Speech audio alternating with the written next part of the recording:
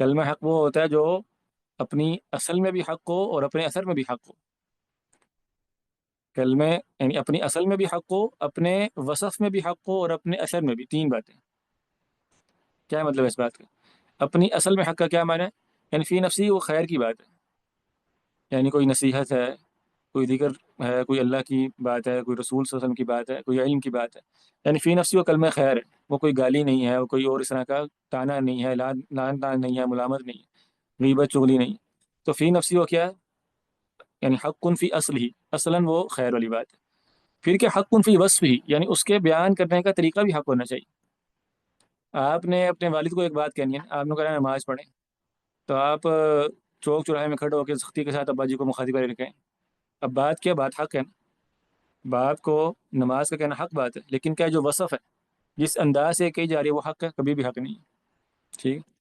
تو بات کہنے کا سلیقہ بھی ہونا چاہیے کہ یہ بات میں اس اسلوب سے پیش کروں کہ یہ حق ہو۔ اور تیسری بات جو ان دونوں سے ہمیں وہ کیا ہے کہ حق فی اثری ہی، وہ اپنے نتیجے کے اعتبار سے بھی حق ہونے چاہیے۔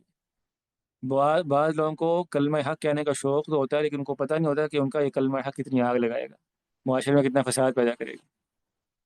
یہی وجہ ہے کہ حکمرانوں کی غلطیوں کو اچھالنا، علانیہ نکیر کرنا شریعت میں منع کر دیا گیا۔ کیا وجہ ہے اس بات کی؟ کیا آپ نے کو علانیہ نکیر نہیں کرنی، حالانکہ کلمہ حق ہوتا ہے نا یہ؟ ٹھیک ہے، اس لیے منع کر دیا گیا کہ یہ اپنے اثر میں حق نہیں۔ جب آپ حکمرانوں کی غلطیوں کو اچھالتے ہیں تو لوگ کیا کرتے ہیں؟ سڑکوں پر نکلتے ہیں، فسادات ہوتے ہیں، جو 2 دن سے ہمارے ملک میں بھی شروع ہو گئے ہیں دوبارہ، اللہ تعالیٰ رحم کا معاملہ فرمائے۔ تو اس لیے کہا گیا کہ حاکم کے کلمت حق عند سلطان جائے، اس کے سامنے جا کے کلمہ حق بلند کرو۔ اس کا اثر کیا ہوگا؟ آپ کی ذات تک رہے گا نا، اس نے سزا دینی ہے وہ آپ کو دے گا، معاشرے میں نارکی نہیں پھیلے گی۔